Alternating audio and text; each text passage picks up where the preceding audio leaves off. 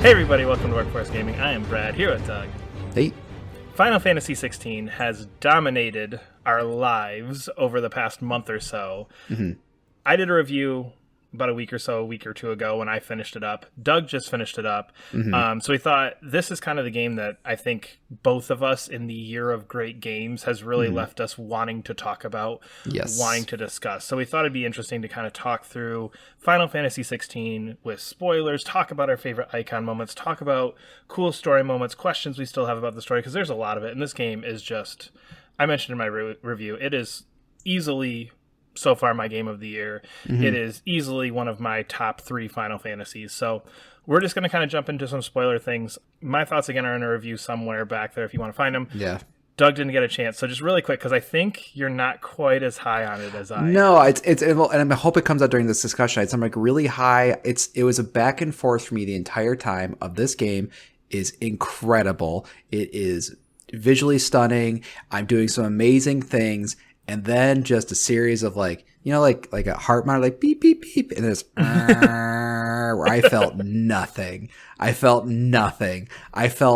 bored. I felt a lot of things. But then I was like, and the thing was, it was just like, I was just anticipating the next part. And I'm a person who's okay with being bored in games. But I was going to say, that was my next point, is yours. Like, every great game has some boring parts to it. And you're like, this is exactly this one had what too many boring parts. But I think that's kind of what it came down to. It was like incredible game, awesome stuff, a lot of stuff I'll start talking about now that I really, really loved. Really loved the battle system.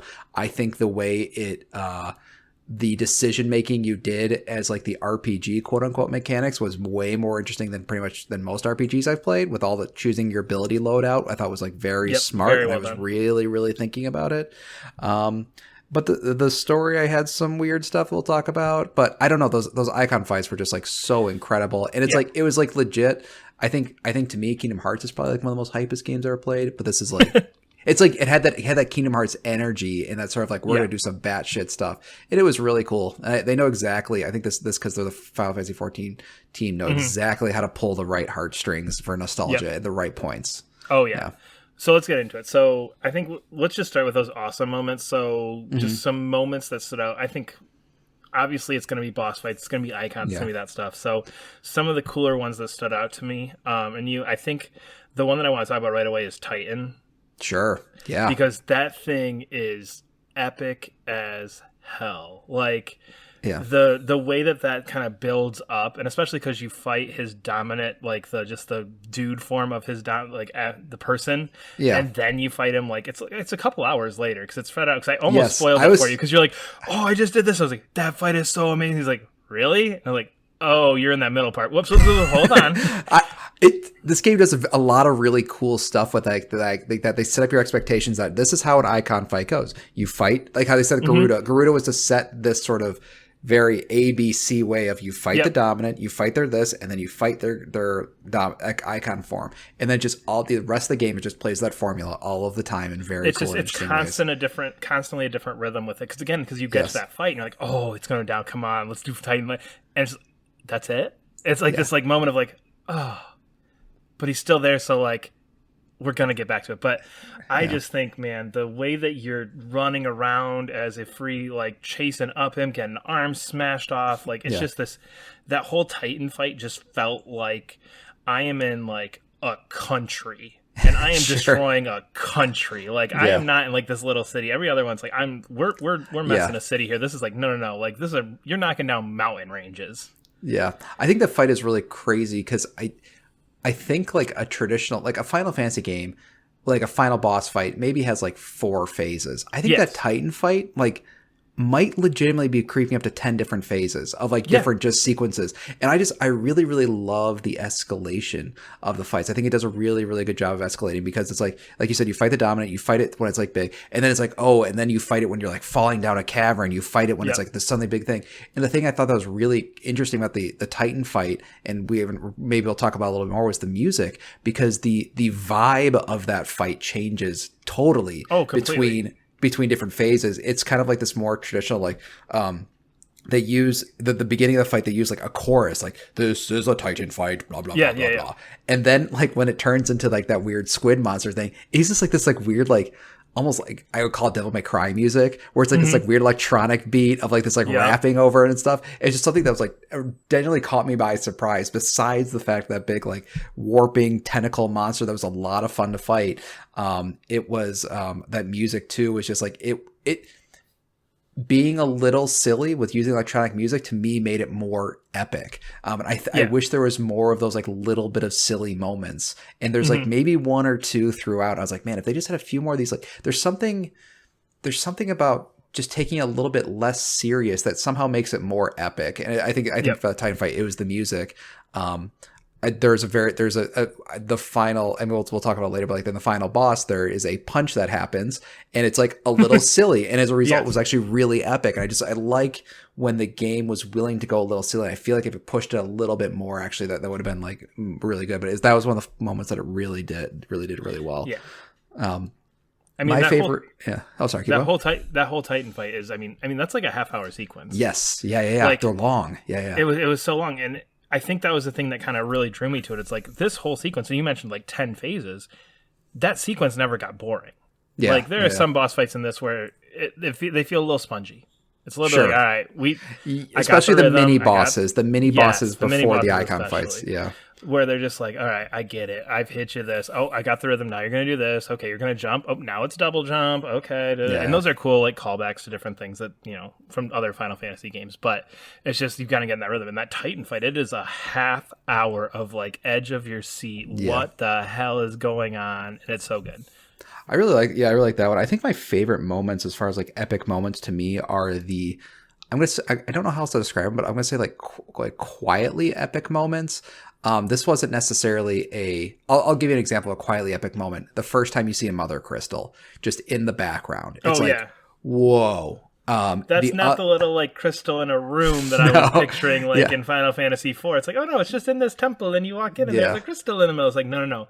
This is a skyscraper of a crystal. And the other moment that I thought in the Eikon fights that had that sort of level of quiet reverence for how epic it is I don't even think this is an Eikon fight, but the Odin sword slash in the water. Yes. And so in the scene, to me honestly, this was my favorite scene. Odin's sword, they pump up Odin's swords like it can cut through reality and all this other crazy shit. Yep. He uses it on the Phoenix. The Phoenix blocks throughout were so good because you're like, this time he's not going to make it. He's trying to block the most powerful attack on the planet. Very anime. And at this time, he kind of fails. He doesn't block it. He deflects it and it just cuts a thing in the ocean. And the next scene, there's like a little boss fight, but there's just a discussion between the characters in the bottom of the ocean. Yep. And you just see the water in the background, kind of like the parting of the ocean. And I love the sort of non-acknowledgement of how crazy that is. Yes. And I thought that was really cool because the game, I think, and maybe one of the issues I had is when it gets too bombastic, I say especially for the final boss fight, it doesn't know visually how to show more bombastic than stuff it's already done, except with more particle effects. But this one, like no particle effects, just a giant wall of water and people talking at the bottom of it. It to me was just like such a good way to integrate the Eikons into that world to show you just how powerful they were. And that harkens back to even like the beginning of the game when you're chasing down Shiva and you're just seeing like chunks of ice like changing. And I think that's kind of the cool part is these Eikons are constantly reshaping this world every time they show up, and it lends to that epic feeling that these things have that I don't think you get in other games. A similar mind is when you go to space. And it's like not even mentioned. Like we never discussed the fact that like you just fucking went to space and had a fight up in space and nobody says a word after it. It's not even mentioned. It's just boop, there we go. That to me is like the perfect way of using Final Fantasy type things because my familiar with Bahamut is in Final Fantasy VII. And in Final Fantasy VII, I think there's like 3 different types of Bahamuts where they're shooting their laser farther and farther and farther back, and the final one is in space. Yep. And my thought was, like, when I was fighting the Bahamut, I was like, it'd be really silly if they went to space, because that was like my only concept of it. And like when you're fighting in space, I was like, oh, they did it. And he actually turns gold into that final one. I was like, oh, I don't.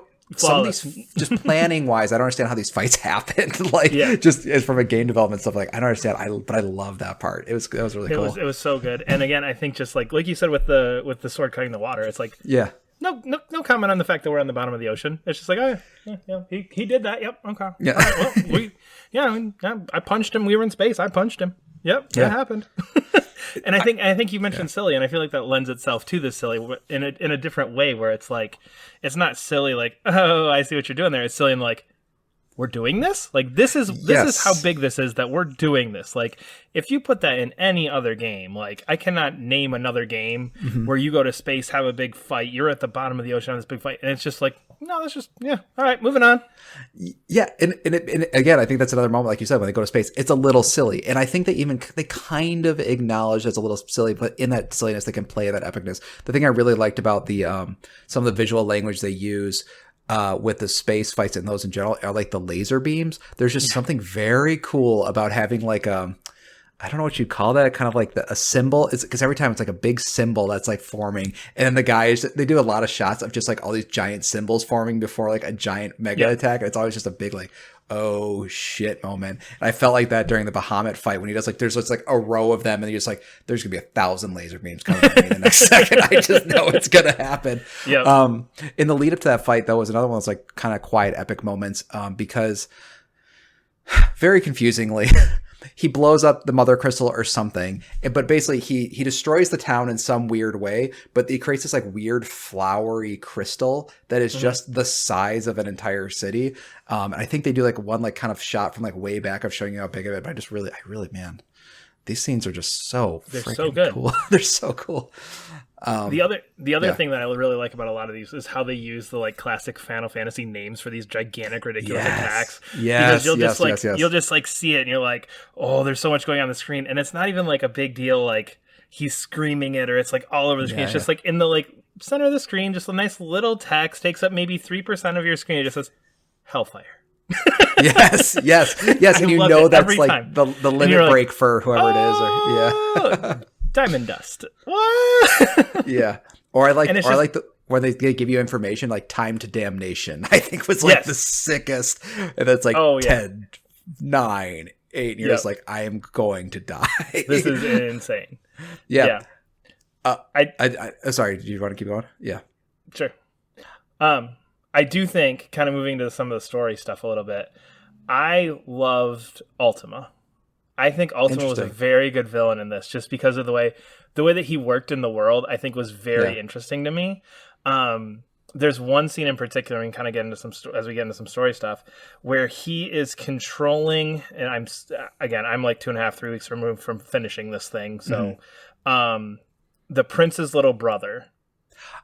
This is my big confusing question mark. Keep going. Because Ultima is like controlling this family, and you see him and the little brother and the Prince Dion, right? Prince Dion.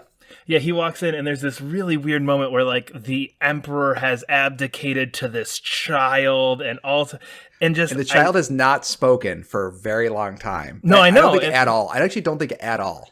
You just see him like sitting there like in his mom's lap, like, and she's like rubbing his head. It's like all you see, and it's just, I think I like it because of the way that he plays into all aspects of this. He's like, you don't see him for a long time. There's a good probably 10 hours before you see him. Yeah. And then he kind of plays background roles a lot. And then as he kind of comes out towards the end, I feel like a lot of Final Fantasy games, like the final boss is revealed in the last 3 hours. Yeah. And you're like, okay, he was working for him. Got it. But the way that they kind of explain Ultima, where he's like kind of possessing these people and he's taking over these people, he's driving these people mad, is very, very cool to me. And I love that he plays into the mother crystals. He plays into the concept of the bearers and magic. He plays around with this royal hierarchy structure of the world, and just the way that Ultima has kind of influenced everything going on in this game, even when you're not seeing him and you go back to Clive's crazy ass mom, like you can see like, okay, there's Ultima's influence in that. Okay, there's Ultima's influence all the way through. It's interesting, actually. You can see his influence ramping up throughout the game. Yes. Because I think they insinuate that he was somehow involved in Clive's Ifrit transformation at the beginning and Joshua getting called. Maybe not like super influencing that point, but like Clive lost control as a result, and which resulted in the death of his brother. Kind of. But then like as he becomes more physical, like you said with the little brother, which I was I was really confused about, because I was never sure, did he possess a little brother? Was he always a little brother? Because there's a really, really crazy scene with that little brother who comes, who like, he like starts talking and all of a sudden like, oh shit, you realize like, oh, he's like a conniving little shit. Yeah. But there's a really powerful scene where his older brother, the Bahamut guy, kills him. And I was like, oh shit. But then he explodes into particles. And I was just very confused if it was like a censoring thing. Was that actually ever a little boy? That's why I was like never quite sure. But it was interesting at least to see like his influence. Actually, I asked you a question. I was glad you didn't talk about it, because I was like, wait a second. Joshua captured Ultima in after the first Ultima fight. He like sucks him into his body. Yeah. Yep. And then I said, I think I sent you a question. You would be already beaten the game. And I was like, I'm so glad you didn't say anything. I was like, I don't understand. They didn't show a cutscene where Ultima comes out. But that's because there's more Ultimas being birthed every time a mother crystal gets destroyed. Yeah. So it was cool thinking back on earlier scenes about how his influence becomes greater and greater and greater until he makes a more physical presence. There's a really, really cool line with Joshua that I think does a very good job of explaining Ultima. I wish I could remember the exact line. But he said, because he had an Ultima that he had captured, he's like, I thought my grip was weakening when their grip was just getting stronger. Mm-hmm. And it was just showing because like Ultima is getting more powerful. But Joshua thought he essentially trapped him away, but he was wrong. And then we were done with this and we're done. End of story, Ultima gone. Yeah. And I think that's kind of the cool thing, again, what this game does is it plays on expectations so much. Because again, just to kind of focus in on the crystals for a second, if you've played prior Final Fantasies, crystals are good things. We always want the crystals. The crystals help us. And this, it's no. You gotta go break those things, like destroy the crystals to save the world, which is a good enough, interesting twist in and of itself. Yeah. But then when you kind of find out by the end of the game, like, oh no, like breaking the crystals, yes, it was freeing the people, but it was also making Ultima stronger and kind of bringing about this end game for Ultima. So it's like this dilemma of, was that good? Was that bad? And I love the gray area of like, should I have been destroying the crystals? And that's we're going to get into it because we talked about this over text. I feel like the destroying of the crystal that Clive goes out on is not... Okay, so I'm going to compare this to Final Fantasy VII because it is very similar to the Midgar reactor explosions in Final Fantasy VII. Barrett gives plenty of speeches justifying exactly why he's destroying these things. It's destroying the reactors in Midgar. It's like, it makes sense. They understand the risks of what's going on. The decision to start destroying the crystals comes because Sid says we need to have a new world order. We should destroy the crystals. I don't know what will happen. And this sort of like, I don't know what will happen is to me at least not like a strong enough religious fervor to like start just creating like a whole new world order. Like it felt like they didn't quite understand why they were destroying crystals until like the third crystal. To that point, it's like, I just wish there was more. I wish the characters understood better early on why they were doing this, rather than just like, hey, this is idea that Sid, I keep saying Clive, that Sid had before he died. And I just wish that, to me, like, it just seemed like a good plot device that it could tie into Ultima and stuff, when I think like that to me is just like a really like kind of weak aspect of the story for me. It just never felt like Clive really, but nobody ever really believed in the mission. And whenever you talk to characters, they say, I don't know what's going to happen. It's just like, okay, I guess. I mean, and going back to Final Fantasy VII, I mean, there's a lot there that they didn't know too. And I think what it is, and I think what it says is it's like, it's that concept of like, this world is shit. And I think there's a lot of side quests that really show like how shitty these kingdoms are set up, how shitty this world, like the essentially caste system that they have set up for these people is. I mean, there's one side quest that I think really drove it home for me, where this dude's like, oh no, like this wolf's attacking, go get the wolf. So you go kill the wolf, and he comes back and he's like, we were supposed to kill the wolf's just there to kill bears, and it's fun for me. And he gets super pissed that you like killed his wolf, because his wolf was like, or no, I don't remember exactly how it's set up, but you go and basically the guy asks you to go do something. You kill his wolf who's trying to kill bears. And he's like, no, I didn't want you to kill my wolf. He was there to kill the bears. I find that fun. That's like sport to me. Oh, yeah. And it's just like, and it was one of those moments where it's like, okay, this is some bullshit. Yeah. Like, and I think that's what you see is that when Clive is removed from this world that he's been living in, and he goes to Sid's hideout, and he kind of sees like, okay, like bears, people, all these people can live in harmony when we're away from the crystals, when we're away from the kind of the tyranny of these emperors who are like embraced and helped by these crystals. Things are better. Yeah. So if things are better in this situation and the crystals are where the magic's coming from, then let's break the crystals to get our world to be more like this. I think that's the crux of why we do it. And yeah, we don't know what will happen, but it's got to be better than this bullshit. That's a really good point. And actually, I thought the stuff. Okay, don't raise your hands. But no, actually, we had this argument like 6 different times over text message. The thing I did think that was like really clever though with the bearers living in those communities is that what it did is it showed that in this world I think it was actually pretty good foreshadowing. In this world, you could live without magic. Yeah. You could survive without magic because the areas they live in very specifically cannot work. You cannot do magic. You can only do like engineering cool stuff, but no magic is like works. I don't think the crystals work in those areas and the blighted areas, and they were still living out and having a good life. So I thought that was pretty. I don't know. I think that was just like one of my big issues. My other big issue was Jill was like super underused. And okay, before I know you said that she has some weird disease in which Shiva sucks for some reason after the opening that I don't quite understand. So first of all, the opening they show Shiva is super, super powerful. And then she's never that again, which is really strange. And I think you had mentioned in our text that Jill has some sort of disease. I like that this is just secretly like us airing out like arguments that we could only have in like short little text messages. And it's like, we finally get to talk about this. And I'm going to prove my point. I'm going to prove this wrong. So Jill has some sort of disease that I think everybody else has when it's not good to use your icons.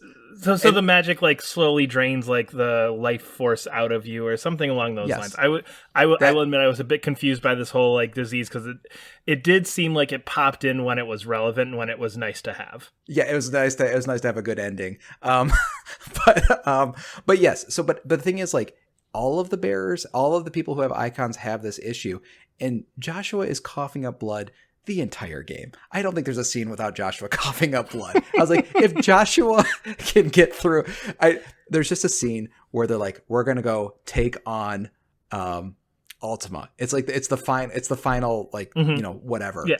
And in the prophecy, they talk about all of the icons potentially rising up against this Ultima guy. And I was like, all right, we got Bahamut, we got the Phoenix, we got Ifrit. Everybody else is dead except for Shiva. Let's go. And Jill's like, I'll miss you. I'm like, what are you doing? Like, I saw you block Titan's punch. Like, what is happening here? Like, and then like just the craziness of the opening where she's like creating glaciers and stuff. Oh yeah. To me, I feel like I have some thoughts on it, but I feel like there was maybe some weird plotty stuff that they were messing with that didn't like come out quite as cleanly as they wanted it to be. Like, I'm not even sure if Jill was necessarily supposed to be a dominant because it almost makes sense for her not to be. Like, because outside of that, like maybe opening few hours, it's not super relevant throughout unless she wants to like block a path for water or lava. Yeah, that volcano scene was great though. When you're running through that volcano, that was good stuff. That was neat. But I just felt like because I remember like seeing an article where it's like Jill was. It's like they don't let the Final Fantasy women characters like. Okay, sure. I was like, all right. I was like, I know there's a lot of articles that usually come out of games about that. I was like, and I just kind of have in the back of my head, but I was like, wow, I think it was just the Jill's not coming. Like, there's just a lot of like Jill, like be Shiva for just a moment. Like like the Odin fight on the water. It's like Shiva, just be Shiva for a second. Like this would help the whole situation. Freeze up a lot of that water. Freeze up a lot of that water. Yeah. So I think that was like one of the other big issues I had. But I did like the idea of your party being a cast of characters that you cared about. I thought that was really clever because it's like, because I remember because some of the reviews like, you don't have a party. I was like, no, you absolutely have a party. You have a party for sure. Yeah. Gav's there the whole game doing whatever the hell Gav does. Running out and smelling things or seeing things or whatever it was. Gav is the funniest weird plot armory character ever. Like it's just like I thought there was gonna be an end teaser where it's like Gav is actually a secret dominant. Gav is just Leviathan. A human guy. Gav has secretly been Leviathan this whole time. Yeah. That's how he keeps getting out of this. Yeah, I thought that was coming. I was ready for it at the end. It's like Gav is secretly some sort of ultimate being, maybe that god named Greg or whatever. But he's just Gav. He's just Gav. He's just Gav. He just every time we're like everybody died. Hey Gav, what you do? Oh, you made it, bud. And then there's I like that. I like mid They had like the good like character, like research character and stuff, but it was cool. Like they were kind of like clearly these characters were sort of fulfilling not just the party roles but also the job roles. Yep. Which was really cool. So they and I really, there's like a scene near the end where like they like say goodbye to all the characters or whatever. It's like, oh no, I care about like a lot of this cast, and I really did like that. There was one character, I can't remember his name, but he's not Gav, but he's another guy on in the ship sort of hideout area that they have you talk to constantly every time. And I'm just like, who is this? And like I have no sense of who this guy is. I had that same point, like after, I think I don't remember, I took like I think I like went somewhere for like a couple days. I just didn't play for a couple days, and I came back, and it was right around the time that you met that dude, and I literally had like no concept of like, shit, where did you come from? Like, I know you had to have come from somewhere. You were connected to this somehow, and he just like, every time you're back there, he's like, go talk to him. Like, I still don't know why this guy's important, but okay. Again, that was like another thing. I was like, he's going to be somebody important. I was like, no, they just keep telling me he's important, but I don't quite understand what he does. He's just like the general manager of our hideout here. Yeah. No, I thought it was really cool. I did like, especially with some of the Ultima stuff. I thought near the end was like really fun. And the one thing we haven't talked about that I did want to talk about was sort of like epic moments. Unless there's anything else you to finish on the story stuff. The one thing I did want to talk about was the way in the finale that they play with health bars, they play with attack names, they play with damage numbers and stuff. I just thought that was all like very, very cool. And I liked, I think it's like in really important story moments, they would play with those sort of mechanics. I think that helped me with like some of the story stuff, like hit a little bit harder, and maybe not just like the epic moments, but it's stuff I've usually seen in Metal Gear Solid games. It's just really cool seeing in a Final Fantasy game. It's just like your character taking hits that you can't avoid, and you're like, oh my god, like I'm gonna die in this cutscene. Yes, there were several minutes where it's like, are we gonna have another? Because you do that protagonist switch to Joshua like very early on, like in the first couple hours. So there were kind of these moments where it's like, are we gonna like lose Clive? Like that doesn't seem right. Like because I think it's almost like a result of some of the marketing, because it was so much like, no, this is Clive's story. You play as Clive, and then like an hour into like, you're Joshua. So I was like, I kind of had that in the back of my mind the whole time where it's like, are we like, there's Clive? But yeah, they do a good job of making things very much seem like this is the final moment. This is the final. Yeah. This is the moment where Clive's gonna bite it and like all those kind of stuff. But no, I do think the other thing I do want to talk about before we kind of close this out is the way that Clive acquires the Eikons is very odd. And keep going. And only because it seems like it was different for every character. Yes. Like some characters it was like, oh yeah, take my power. And other characters like, oh my god, you're killing me, you're taking my power. And it's just like I had this constant thing of like, I don't understand like how this power is connected to these people, because some people it's like, oh yeah, take it, like, got it, we good, and other people it's like, oh no, like I'm dying, my power. Yeah, that was super strange, because like you now have the power of the icon. It's like I can summon an icon, and it's like they made it in the discussions with the characters, they made it sound very clearly that you could summon icons because of this newfound power. They also made it very clear that the people had lost their icon power, even though neither of those things are true. It was because like Garuda still is able to whatever, the punch guy Titan was still able to do it, and like you lose control of your icons when this happens. It's like there was no consequences.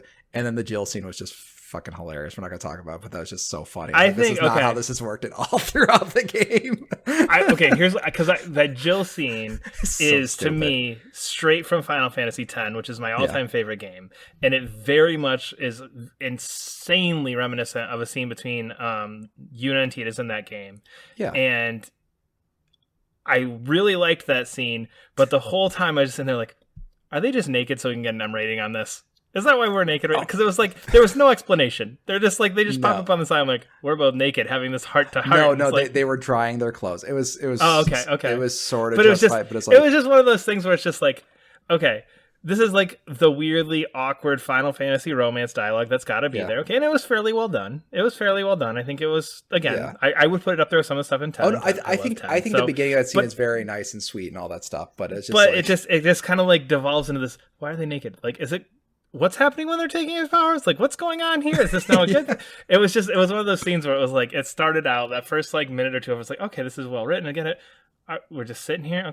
Okay. And now the power. Okay. But Jill's reaction to getting her power sucked away is different than every other character in the whole game. It makes yes, no it sense. is. She seems more than willing to give her powers away.